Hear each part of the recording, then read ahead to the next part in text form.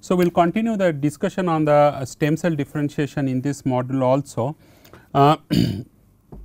So, in the while discussing the stem cell differentiation, I have mentioned that there are two approaches to induce or to guide the stem cell differentiation. One of the approaches is to use some soluble growth factors or biochemical growth factors, and three examples are mentioned. These growth factors are plenty, are available in large numbers, and it is not possible to cover so many growth factors in this course. Therefore, I try to restrict the discussion on growth factors in reference to three examples. One is the transforming growth factor beta 3, that is TGF beta 3. It is many books, it is also mentioned like TGF beta 3. It increases the proliferation of mesenchymal stem cells while inducing chondrogenesis. Chondrogenesis is the second lineage, or that I have mentioned, this is your chondrogenesis lineage. Okay. This chondrogenesis essentially leads to the chondrocyte cell formation as well as the cartilage tissue. Second one is that BMP 3, that is the bone morphogenic protein 3, and BMP, as you see that it is 3. So, BMP has also several varieties. So, it increases that MSC proliferation while inducing the osteogenesis. So, this is kind of can be expected from the name itself, like if it is BMP 3 protein, that means it can be used as a growth factor to induce the osteogenesis. So, why it shows that MSC proliferation? In the first case, it shows that MSC proliferation while inducing chondrogenesis. That means, to make a tissue, you just one or two cells of the chondrocytes is not sufficient. Now, if you increase the proliferation of MSCs and make them committed towards this chondrogenesis, then this TGF beta 3 will ultimately lead to the formation of cartilage tissue. So, if more number of MSCs are committed towards the osteogenesis or chondrogenesis, then it is helpful to form finally a cartilage tissue. Same is true for BMP 3, because it essentially instructs that MSC proliferation while inducing osteogenesis, like when forming this bone tissue. Third one is the epidermal growth factor. So, it is it promotes that MSC expansion. So, expansion and proliferation, these two things are synonymous. In cell biology, in biomaterials literature, this proliferation and expansion, particularly in the context of MSC, people tend to use the word expansion more often than proliferation. So, MSC expansion and proliferation, they are like synonymous words, or they are used interchangeably. So, epidermal growth factors essentially promotes MSC expansion without inducing any differentiation. So, you can just use it just to maintain the stemness or without differentiation. So, these are the different growth factors are essentially responsible for either MSC's expansion, that as I use the word expansion, or differentiation. Just to show the two cases, one case it goes to the osteoblast like osteogenesis, another case it goes to adipocytes, like it can be used to store fat cells and fat compounds. Now, what are the growth factor that is used here? Bone morphogenic protein, WNT, insulin like growth factor 1, IGF stands for insulin like growth factor. I think I have mentioned this insulin like growth factor, and this was mentioned while I have discussed the cell signaling processes in one of the earlier modules. Now, this arrow essentially means that it helps in that expansion of the stem cells. So, it still remains as mesenchymal stem cells, but it is not yet differentiated to specific cell type. Now, when you use this, when you add this BMP and WNT, and then you see that what is the expression of osteocalcin, RUNX2, these kind of genes, which I have mentioned in the last module while discussing the cell culture assays or differentiation assays, and then you see that if the RNX2 and all this is up regulated or their expression is up, then osteoblasts can be confirmed. Similarly, in other case you can confirm this adipocyte. Other things that I have mentioned about the proliferation and differentiation. Proliferation means it goes through the cell cycles and then it goes through like 1 to 2, 2 to 4 this kind of cell division process. But if you want differentiation to take place, at somehow you cannot allow the cells to undergo expansion or proliferation in an unlimited manner. So, somewhere some of the cells need to be stuck at the G1 or S phase itself at the checkpoint, so that it can undergo differentiation to give different cell type. So, these are like different morphological varieties of stem cells in vitro conditions. So, this is that stem cell in vitro, how they appear in the in vitro conditions. So, now coming to the engineering approaches to modify stem cell microenvironments. Now, this slide is important in a sense that it shows the different signaling approaches or different signal molecules and growth factor immobilization, and subsequently I will show you that how elastic stiffness and other physical cues also can be effectively used to guide stem cell differentiation. Now, these small molecules can be either steroids or phenols. Now, growth factors can be fibroblast growth factors or transforming growth factor beta, like which essentially allows stem cell proliferation while inducing chondrogenesis. You have paracrine signaling. Now, if you remember the different type of signaling mechanism I have mentioned before, you have autocrine, you have paracrine, you have endocrine signaling. Paracrine essentially means from same cell type that signaling between the two different type of cell types, and the fourth one is the growth factor immobilization. Now, biophysical cues essentially means that you have certain cues, it is a combination of biological origin as well as the physical cues. Now, I have shown some examples, specific examples here. Now, one is that you can allow the stem cells to grow on a specific substrate. Now, biomaterial substrate. Now, this can be hydroxyapatite substrate, which is ceramic and therefore, it is elastically stiff, or it can be steel substrate, which is even stiffer than hydroxyapatite, because hydroxyapatite has a around 70 to 80 gigapascal elastic stiffness. Steel has elastic stiffness of 210 gigapascal. So, this is like examples of the elastic stiffness. Another example can be the substrate can be elastically compliant like polymeric substrate, but you can do certain patterning on the substrate. Now, like you can introduce certain surface topographical features either in the form of pore size. So, when you have pores in the substrate, now if you have this is the substrate, now if you have different pores. So, essentially these pores will introduce local roughness in the substrate, right, because these pores essentially means certain discontinuity in the structural features. So, therefore, pores will essentially introduce certain surface roughness. Then you have nanotubes like titanium oxide nanotubes people use, like they can grow titanium oxide nanotube by certain chemical processing on the titanium substrate itself, and these nanotubes has certain physical features like it can be tubular in shape, it has certain diameter, it has certain aspect ratio and so on.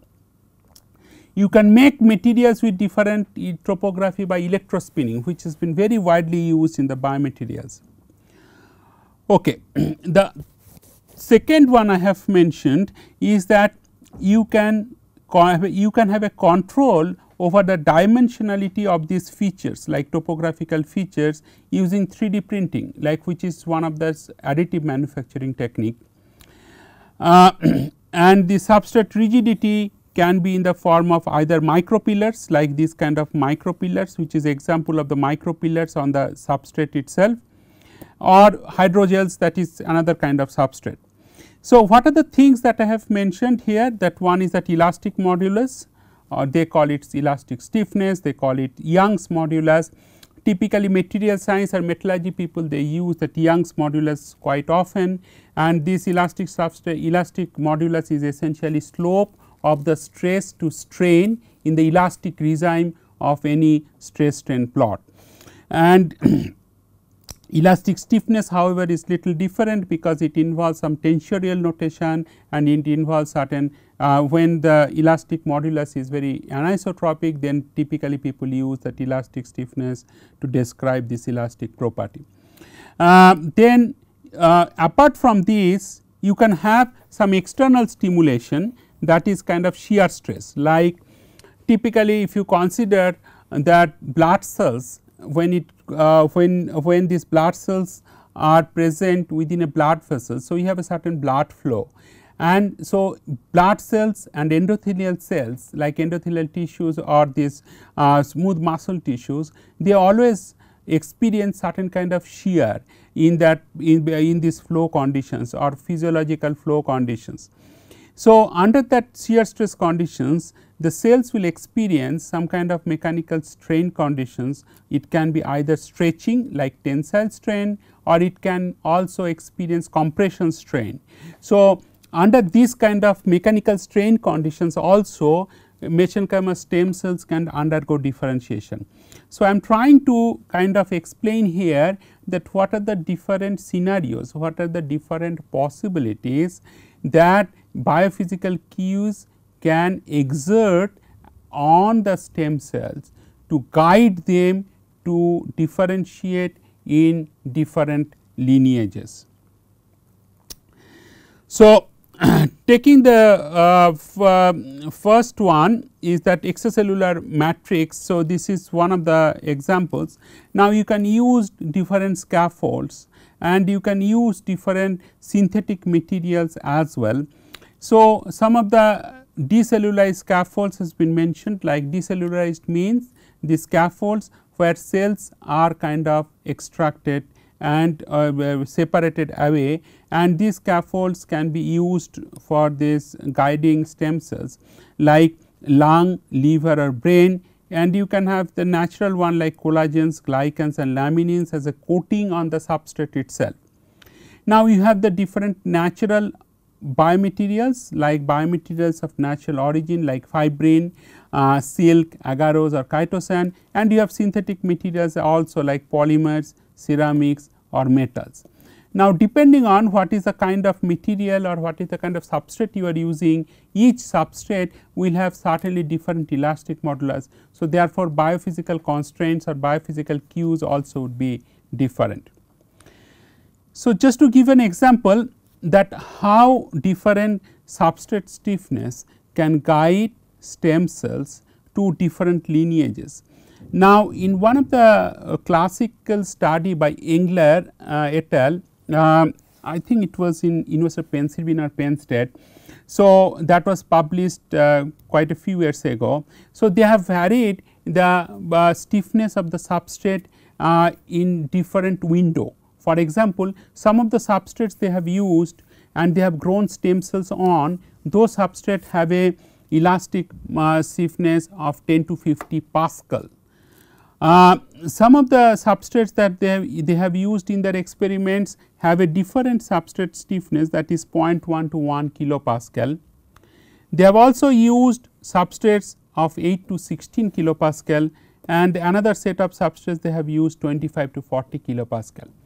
So, now by varying the substrate stiffness, they were trying to understand that how bone marrow derived human mesenchymal stem cells can differentiate in a stiffness dependent manner to different cell types. And what they found is quite intriguing in nature, that when they have growing when they grow the stem cells on 10 to 50 Pascals, it is less than 100 Pascal, these stem cells have differentiated to adipocyte. In 0.1 to 1 kilopascal, they have a very characteristic features like neuron like cells, neuronal neurogenic differentiation.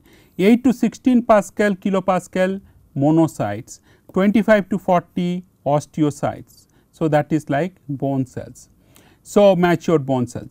So, essentially to grow or to guide differentiation to osteogenic lineage or to induce osteogenesis, you need substrate stiffness much higher than what you need for neurogenic differentiation or what you need for adipogenesis. So, this is very clear in this classical study. So, as I said that this particular study was made by Engler, and that appeared in 2006, almost like 10 years ago, in one of the most reputed journal called Cell. So, and they have confirmed that all these differentiation by extensive cell biological analysis as well as microarray profiling for all the different genes which are specific to the different type of cell types that they have finally confirmed. So, this is some examples, like they have grown these stem cells up to 96 hours, that is 4 days, on substrates which have a stiffness of 0.1 to 1 kilopascal. And you can see little, although it is not that clear, that on these fluorescence images that it goes very characteristic neuron type of shape. When they have grown the same stem cells MSCs on 8 to 17 kilopascal, it shows more a spindle like shape, like that spindle shape, and these spindle shapes are like more like muscle cells like myoblast. In the case of 25 to 40 kilopascal elastic stiffness, they show signature of more flattened cell type, and this flattened cell type also shows some extracellular matrix synthesis and so on, and this is like classical case for osteocytes or mature osteoblasts. Now, these things are also mentioned here, that in different genes that they have used, and they have also used some housekeeping genes, and these different color essentially shows that whether what is the quantitative extent relative to the undifferentiated cell types, whether it is up regulated or down regulated. So, essentially naive mesenchymal stem cells are extremely sensitive to tissue level elasticity to undergo lineage commitment. What is the meaning of that? That essentially when stem cells are grown in these kind of substrates, they essentially feel that as if they are getting the substrate or they are getting the tissue like substrate, like in case of neurons they are getting the feel that this stiffness is good enough, so that I can grow or I can differentiate to neurons, because the neural tissue also have similar stiffness value. So, this is that little bit more discussion on the stiffness dependent mesenchymal stem cells differentiation. So, people have studied other things also, that is another famous study which is published more than 10 years ago, which was published in the journal Science, which is again the most reputed journal in the field, and that is the work by Disher, Janmi and Wang, and the title of the paper is Tissue Cells Feel and Respond to the Stiffness of Their Substrate. Now, here they have investigated the interplay of physical and biochemical signals in the feedback of matrix stiffness on the contractility and cell signaling. So, what are the things that they have done? They have used some ECM like substrate, and then they have used certain coatings, then they have grown stem cells on this substrate. Now, these are some of these voltage gated calcium channels. If you remember, I have mentioned that cell membrane has specific channels or specific porous channels which allows the transport of specific ions, like certain voltage gated channels, they allow the transport of calcium ions. Similarly, other channels, they allow the transport of potassium or sodium ions. So, the channels which allow potassium and sodium anions will not allow the entry or exit of the calcium channels. So, they are essentially ion specific channels on the cell membrane. So, what is been shown here, because of this presence of this mechano or osmosensitive ion channels, these when they are grown on a specific material scaffolds, these there is cytoskeletal, they would be reorganized, and the cytoskeletal reorganization is necessary for changing the shell shape, and at the same time the extracellular matrix like substrate also can stretch. Now, this force sensing mechanism in stem cells, they are essentially take place either by protein conformational changes in the focal adhesions. Now, these are the focal adhesions, that is a cluster of some biological molecules at the interface of the cell and substrate. Now, these focal adhesions are important for the cell adhesion and cell migrations. So, this force sensing mechanism is actually the origin for this stiffness dependent MSC's differentiation. This shows little bit more details, like people have used the different substrate stiffness which are mentioned here, like some substrates have stiffness of less than 1 kilopascal, some has 9 kilopascal, some has 25 and some has at 80 kilopascal. They have grown the stem cells, human mesenchymal cells, they have grown it, and they have used the different extracellular matrix like collagen 1, 4, fibronectin and laminin coated surfaces, and then this is that cellular images, like they are when they are growing in the smaller one like less than 0.7 kilopascal. This is the second row is for 9 kilopascal, third row is for 25 kilopascal and fourth row is for 80 kilopascal. Certainly, the morphology, the way it appear is quite different, and it is shown to be dependent on the substrate stiffness on which they are growing. That is extremely clear. So, this is again essentially showing. So, the fourth column is for laminin, third column is for fibronectin, second column is collagen type 4 and first column is collagen type 1. So, essentially it again reconfirms that such reported published research results again reconfirm that yes, indeed the substrate stiffness has an important role on the way the stem cells differentiate. Okay. This is the another paper, some of the selected results are taken. This is from Rowlands et al. So, this is the three authors Rowlands, George and Cooper White. This was published in American Journal of Physiology and Cell Physiology. So, this was published in 2008, quite a few years back. Now, what it shows here is that after it these human mesenchymal stem cells were grown on collagen type 1 coated substrate, collagen type 4, fibronectin and laminin coated substrates. These were like stained, cells were stained differently. Cells were stained either with DAPI, that is for the nucleus, or they have used MyoD1, that is just to show whether there is a myogenic differentiation markers, RunX2 more for the osteogenic marker.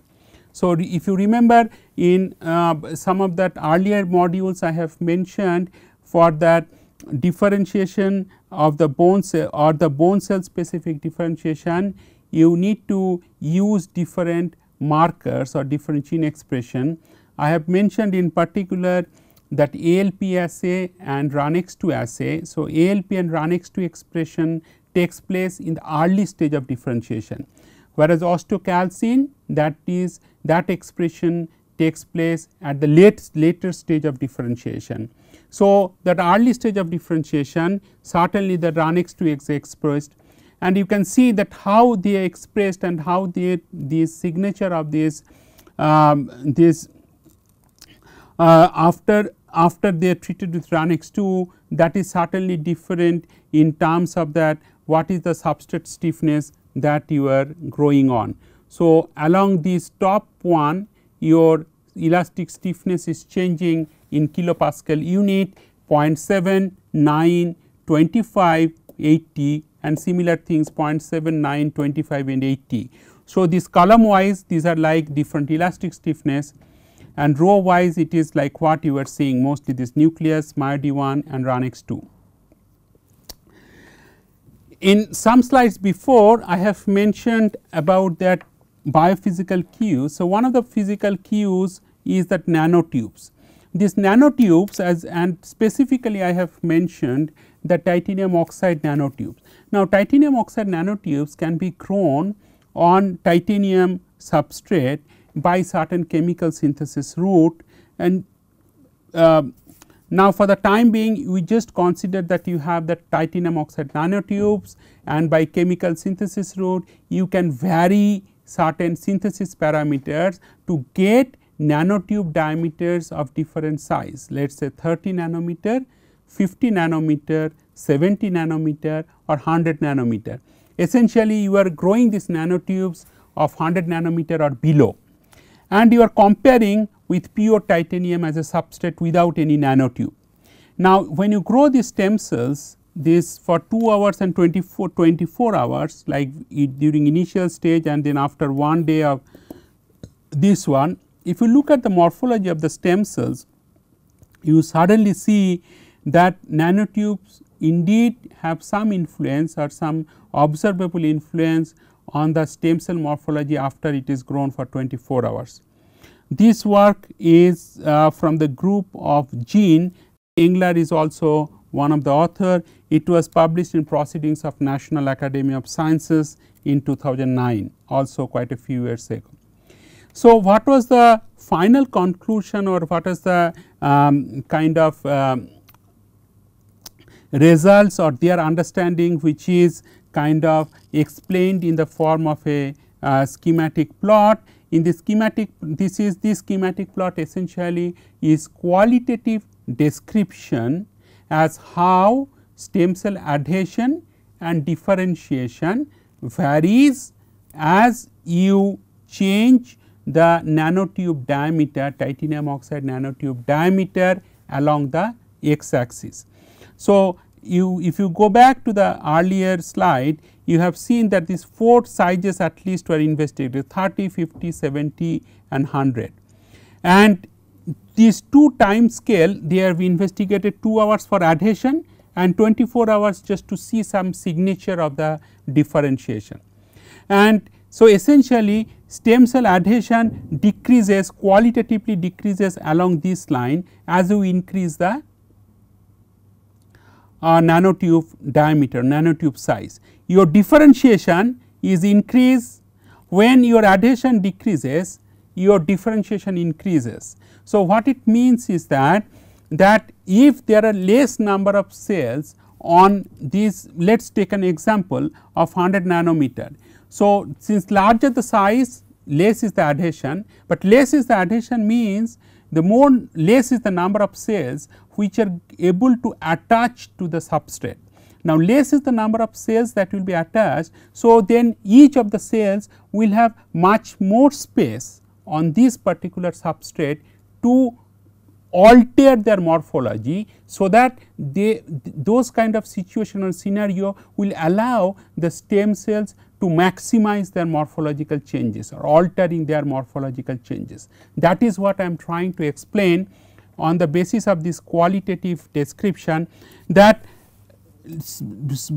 as the adhesion cell adhesion decreases kind of in a nonlinear manner, as you increase the diameter, as you increase the nanotube diameter, TI2 nanotube diameter, your differentiation process or your differentiation is enhanced in just an opposite manner. So, less is the adhesion, more is the differentiation, simply because of the reason that I have mentioned, that physical space that each stem cells has in their surroundings is much more, so that the way the stem cell would like to differentiate, that is possible. The other things that I have mentioned in this slide towards the lower side, that nanotube diameter. Now, if you increase the nanotube diameter, what it means is that larger protein adsorption also takes place, because nanotubes typically facilitate or typically allow more and more protein like different like cell specific proteins like bovine serum albumin or fibronectin or vitronectin, those kind of proteins. Now, more the proteins absorbed on this nanotube substrate, then that also gives more that also facilitate more phylopodial extension, and after that during the bone cell differentiation this group by this group led by I think Jean as well as that involving Engler, they have shown that bone cell specific genes are upregulated like ALP alkaline phosphatase, OCN stands for osteocalcin, OPN stands for osteopontin. So, these three specific genes these specific genes are overexpressed and therefore are upregulated, therefore, it essentially shows you that this differentiation process has taken place. So, I hope that I have shown you that all the things that I have mentioned earlier, that what is the role of these biophysical cues towards the stem cell differentiation, and then I have given some specific examples as how if you change the elastic stiffness or elastic substrate stiffness, then how differentiation through different lineages are possible. I have also shown you some specific examples, some published literature, that if you change the nanotube diameter, if you use that smaller nanotube diameter or larger nanotube diameter, then how that will help in inducing mesenchymal stem cell differentiation to the osteogenic lineage.